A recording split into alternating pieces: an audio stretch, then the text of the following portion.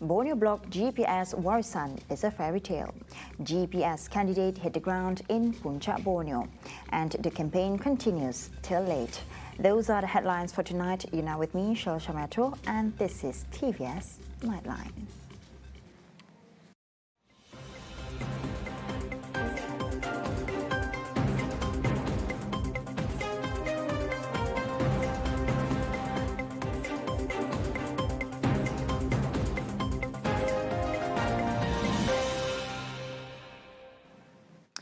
The idea of Parti Warisan Sabah or Warisan to cooperate with Gabungan Parti Sarawak or GPS to form the Borneo bloc is described as a fairy tale.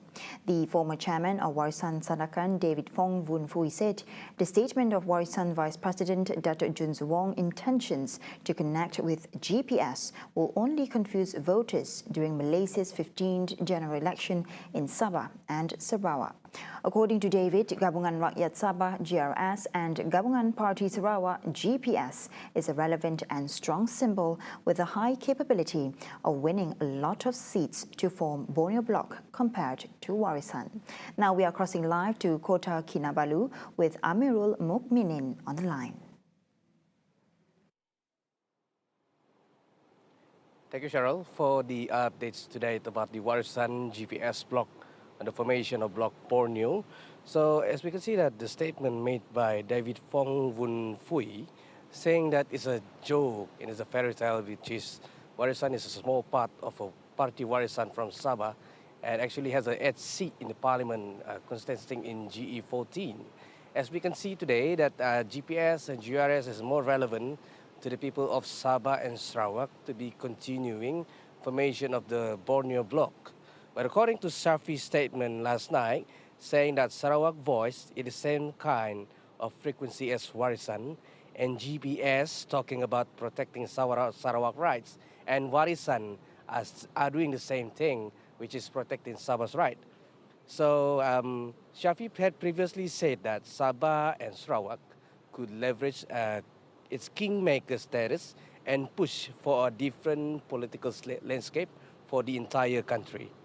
But he agreed with Sarawak Deputy Premier Datuk Sri Dr. Sim Kui Hian, with the political situation in chaos, no single party will be able to win general election and comfortably, and that whoever wanted to form federal government will need support from Sabah and Sarawak.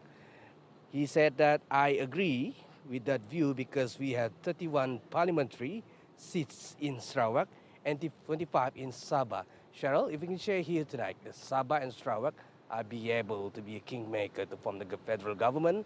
Without Sabah and Sarawak, Semenanjung Peninsula Malaysia is helpless to form the government. Thank you, Cheryl. Thank you, Amirul. Now from Sabah, we now move on to P213 Muka, where our reporter is Muhammad Yusof, who is currently on the ground at the get-together session with Gabungan Parti Sarawak or GPS candidate for P213 Muka parliamentary seat, Dato' Hanifah Hajat Taib. Now, without further ado, Yusof, over to you.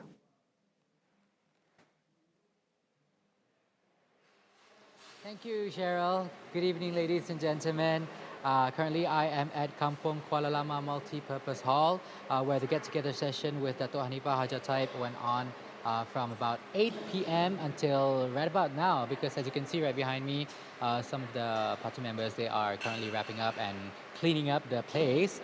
And then besides Hanifah, State Assemblyman Royston Valentine also graced the session with his presence. Now, during the event, Hanifah spoke about the 120 initiatives which has been championed by the Premier, Datuk Patinggi Tan Sri Abang Johari Tun Openg numerous times, and how important it is, not just for the development of Sarawak, but for its people in terms of welfare, education, digitalization, and more. And during the session, the people have expressed their concerns over problems such as flash floods that occurs when there is a heavy downpour and when there's king tide, and apart from that, concerns over dilapidated houses, renovation of masjid, as well as the extension of village roads were also being expressed by the people of Kampung Kuala Lama. And of course, these problems are currently being addressed especially one that concerns the flash flood. According to Hanifa herself, the problem is being studied meticulously by the Drainage and Irrigation Department, DID, to find the best solution in addressing the problem. And this session, or rather event, is Hanifa's third stop of the day. And tomorrow I was made to understand that she will be making her way to Dalat. And I think we are expecting the presence of Datuk Sri Fatimah as well. And I believe that's all I've got for you, Cheryl. Muhammad Yusuf and Nasrullah for TVS, reporting live from Muka for TVS. Hashtag Sayang Malaysia, hashtag Into Malaysia, hashtag Malaysia Decides. Back to you, Cheryl, and good night, everybody. Thank you, Yusuf. And that was a fruitful update from Mocha. Now moving on to the next news. Overwhelming responses were seen at the Leader Meet People session in Serembu. Hundreds of locals from Kampung Kandis Lama gathered to meet GPS Puncak Borneo candidate Dato' Willie Mongin. Now Adlina Rahman and videographer Zaim Zafan is now on site as we bring you the latest on the election updates only at TVS. Now over to you, Adlina.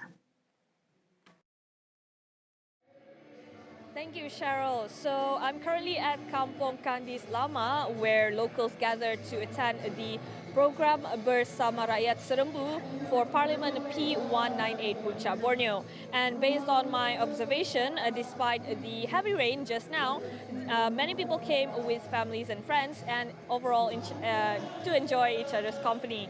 And for your information, Cheryl, the program tonight is joined by the Puncak Borneo GPS candidate, Dato' Willie Mongin, and also present at the scene is the Serembu Assemblyman, Miro Simo.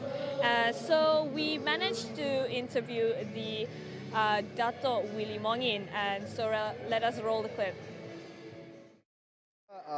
Antara pelan-pelan yang saya rangka untuk Parlimen Puncak Borneo adalah untuk terus menyantuni masalah kebajikan masyarakat di sini, dan saya juga telah merangka seperti mana yang saya telah laksanakan selama 4 tahun lebih ini, di mana saya lebih tumpukan kepada pendidikan, kebajikan dan pembangunan infrastruktur asas.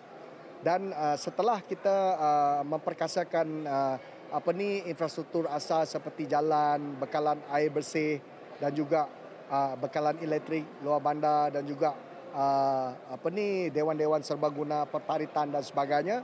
Dan pada fasa yang kedua, pelan kita adalah untuk memperkasakan modal insan kita, di mana kita ingin memberi peluang kepada penduduk-penduduk dan anak-anak muda kita untuk menimba pendidikan yang tinggi supaya mereka ini layak mendapat pekerjaan. Sebab tidak ada gunanya kalau kita membawa sosioekonomi dan ekonomi ke kawasan kita pada ketika ini sekiranya modal insan kita ataupun human capital kita belum bersedia. Jadi kita hendaklah melengkapkan dan memperkasakan anak-anak muda kita, generasi kita, supaya mereka mempunyai pendidikan dan juga kemahiran yang sedia ada untuk mereka bersama-sama membina kegemilangan Puncak Borneo.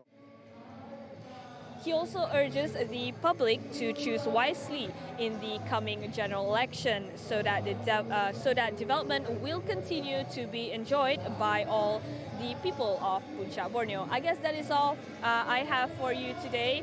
I'm Adlina Rahman and VG Zaim Zarfan for TVS Puncak Borneo.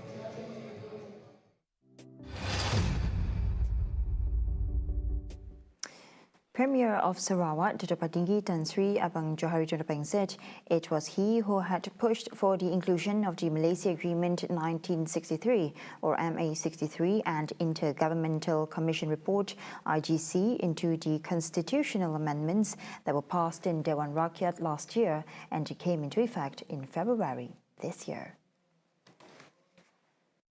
He was reportedly saying that it was far different from the previously proposed amended bill by the late Datuk Liew Vui Keong under the then Pakatan Harapan PH government, in which it failed to secure a 2/3 majority for it to be passed. Secara kebetulan Tuhan sayang dengan kita, Wan Junedi jadi Menteri Undang-Undang. Saya pada Wan Junedi, Wan, you masukkan 160. Kenapa GPS? Menteri GPS ya. Maka masuklah dua-duanya. Hari ini Malaysian Agreement is part and parcel of Malaysian Constitution. He said this in his speech at the launch of the Sarawakku Sayang program for Limbang Division in Long Tuma on Tuesday. According to Abang Johari, the first proposal was incomplete in that it was based on the 1957 agreement of the Federation of Malay States and failed to reference the MA63 and IGC. Tabled by Wan Junaidi, the bill to amend Articles 1 in bracket 2, 160 in bracket 2, 161A in bracket 6, and 161A in bracket 7 of the Federal Constitution meant to give greater recognition to MA63 was successfully passed by the Dewan Rakyat on December 14 last year. Sarawak is now creating an ideal ecosystem to be touted as the next favourite destination for semiconductor manufacturing.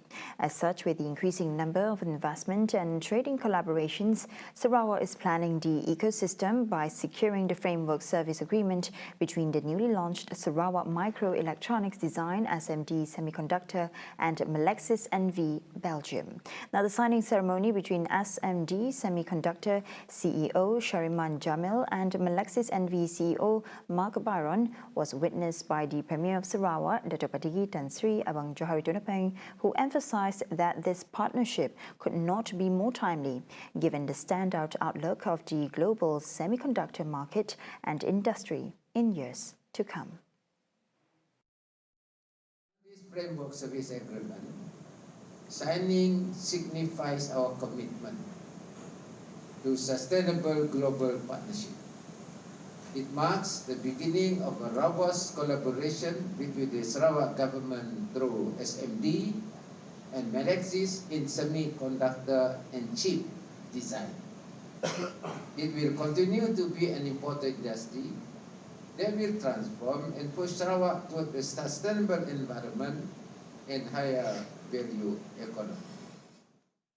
He said in his speech when launching SMD Semiconductor at Tegas Digital Village today, November 9th. He reiterated that the state will continue to develop and modernize TGE primary sector in the bid to increase productivity and support high-value manufacturing activities.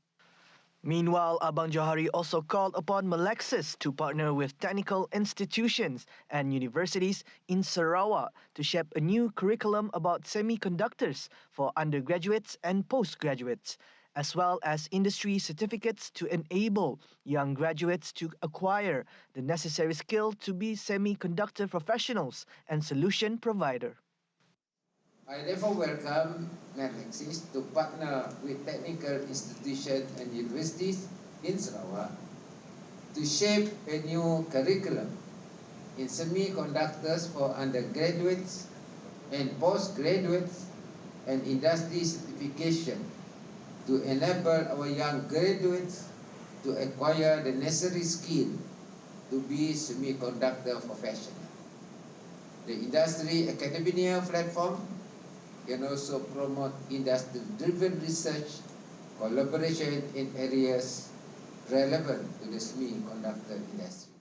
Is a wholly owned entity of the Sarawak government, which was incorporated through the Sarawak Research and Development Council, SRDC, under the purview of the Ministry of Education, Innovation and Talent Development, MEITD. Also present were Minister of Education, Innovation and Talent Development, Datuk Roland Sagah Wee In, Deputy Minister of Talent Development, Datuk Francis Harden Hollis, and former Minister of Education, Science and Technological Research, Datuk Amar Michael Mayin Jawong. Premier of Sarawak, Dato' Patinggi Tan Sri Abang Johari Tunapeng has called upon SMD Semiconductor to produce green chips as the state is shifting towards a green economy in line with one of the government's initiatives in empowering a clean and sustainable environment through green technology. This further proves the ruling coalition Gabungan Party Sarawak or GPS government's commitment to developing the green industry in the bid to expand its structure in addition to adding value to economic activities to increase income. Adding further, Abang Johari said these chips would have green designs and is beneficial to the environment. Because of the chip inside the camera, they can stop. And this will be changing, especially when we go for green technology. Okay? Itu sajalah daripada saya, and I hope SMD will be a successful concern.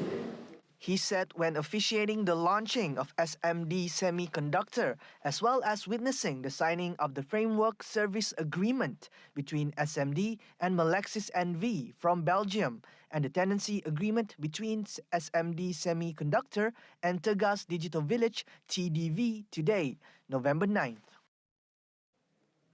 At the same time, Abang Johari also said the state will be shifting its economic structure to focus on greater contributions from the services and manufacturing sectors. As such, the Sarawak government aims to increase the manufacturing sector gross domestic product GDP from 31 billion ringgit in 2019 to an estimated 82 billion ringgit in 2030, which will make up about 29% of the state's total GDP. Under Sarawak PCDS 2030, the manufacturing sector GDP will increase from 31 billion ringgit in 2019 to an estimated 82 billion ringgit in 2030, which will make up about 29% of Sarawak's total GDP. Meanwhile, the Premier noted that the industry would provide job opportunities for Sarawakians working abroad to return home and work. At the same time, we will be engaging professionals in chip design, including our local scholars who are now working in Singapore as well as some in US to come back and help develop our chip design industry, while at the same time we will be supported by our universities, because as you know, the design keep on changing very fast and we have to keep track on that.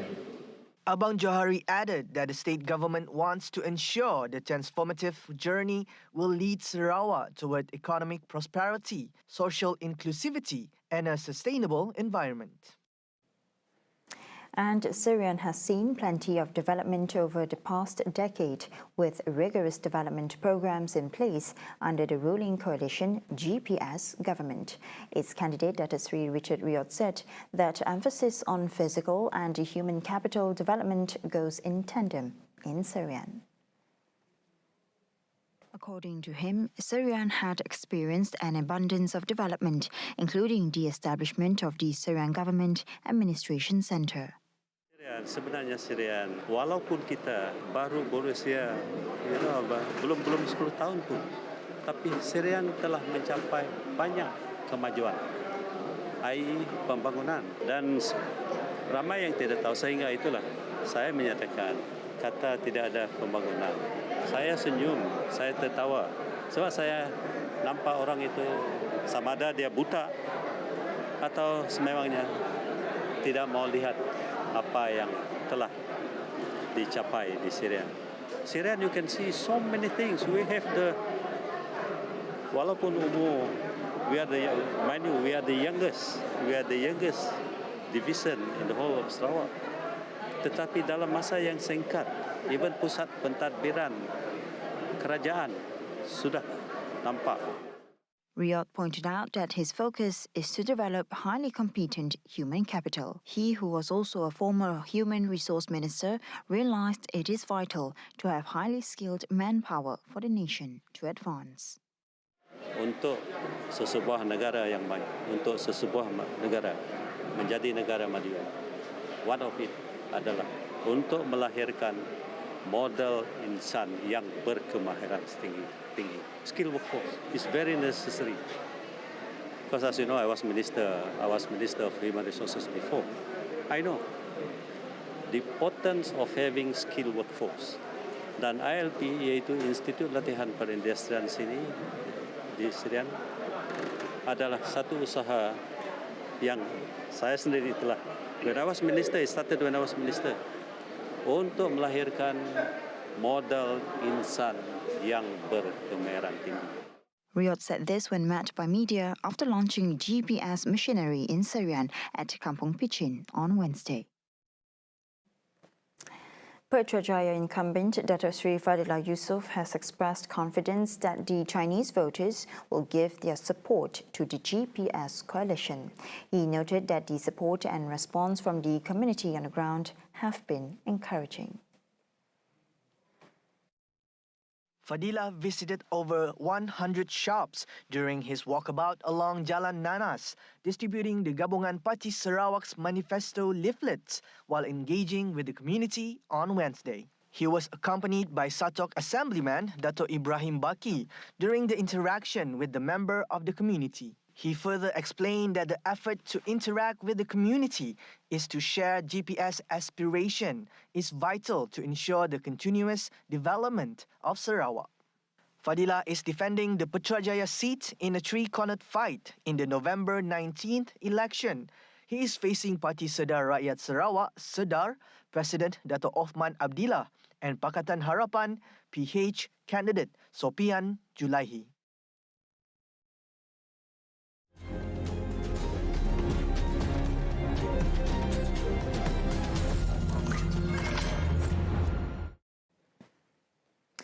The Sarawak government is committed to boosting economic growth as stated under the thrusts of Gabungan Parti Sarawak's GPS manifesto, which includes basic infrastructures such as roads, bridges, ports and airports as proof of the government's plan being on the right track. As such, Deputy Minister of Infrastructure and Ports Development, Aidil Lariwo, said the strategy of placing project infrastructures in the manifesto is crucial as this will revive the economy for the well-being of the people.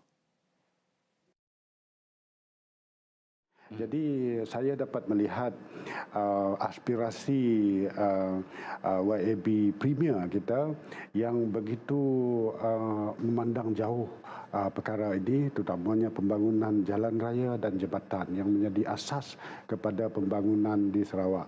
Jadi kerana kalau kita bayangkan apabila satu jalan raya dibangunkan dan sudah tentu ia dapat membangunkan kawasan sekitarnya, bekalan air, bekalan api dapat dihubungkan dan tanah di sekitarnya dapat dibangunkan, dimajukan dan juga akhirnya nilai tanah dan nilai pembangunan itu akan menjadi melonjak tinggi. Di samping fungsi jalan raya ini adalah untuk menghubungkan tempat-tempat penempatan terutamanya di kawasan tengah, kawasan Ulu-Ulu, kawasan yang berbukit-bukit, bergunung ganang yang perlu kita hubungkan dengan jalan raya dan jambatan ini. At the same time, such a strategy will also increase connectivity in rural and urban areas to stimulate growth in industries. This will also attract new investments and innovation for future industries in the state. He said this in the Malaysia Decides program on TVS.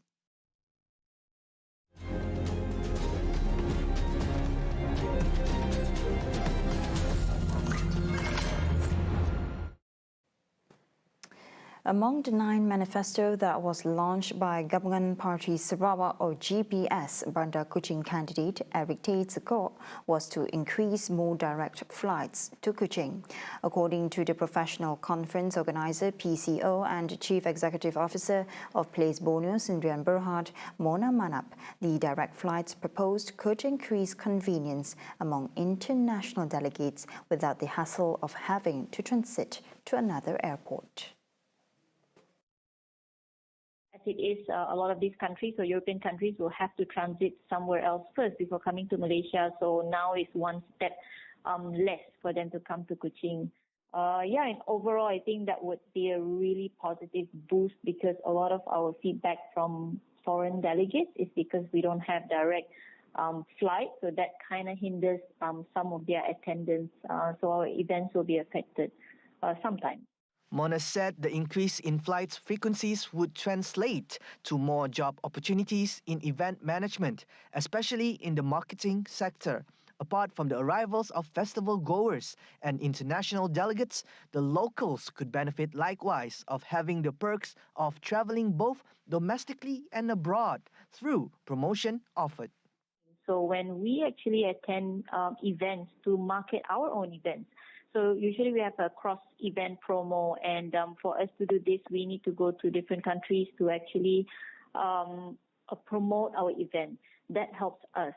And also, we actually will benefit in terms of the business that we could actually now connect with more people from different countries because of these direct flights. Obviously, now we are able to connect via online, but nothing beats, face-to-face connections. And we could fly them in for site inspections or fan trips, and we could fly out to meet them whenever they need to meet us. So I think these direct flights is all about positive impacts for us overall. She opined the possibility of more events will be organized in Kuching. I think when we bid for international congresses or conferences, sometimes one of the points that actually set us back from other destinations would be the connectivity or direct flights. So that would be a concern for the organizers because they would look at how easily or how easy will the delegates find us in terms of coming to us for the conference. And that will affect the attendance of the conference, and that affects their bottom line. So the less delegates they get, the less revenue. So with direct flights, it will definitely be a boost when we bid for international conferences, congresses, or even, concerts of international performance. Earlier today, Eric launched his manifesto to revitalize Kuching City. As such, he will pursue the Sarawak's first agenda, namely better city planning, providing better drainage, more medical facilities and multi-purpose hall, affordable nursing homes, low-interest loans, and incentives for SMEs, more federal grants, and pursuing Sarawak's autonomy in education, healthcare, and taxation. And now on to the next highlight. GETARAN JIWA returns for its 4th episode on this Friday, featuring 8 more contestants. The reality program will once more see contestants battle it out to secure a spot in the semi-finals. Now, Camilla Yunus reporting from the site. Camilla, fill us with your updates. Okay, thank you, Cheryl. Now I'm in MBK's Indoor Stadium for GETARAN JIWA rehearsal, and as you can see behind me with all the props and lighting, it's really happening here, and we all know it's going to be a great concert this Friday. And I've seen all of them practice, and I can deny even I myself having a hard time to figure out who is the best contestant of them all.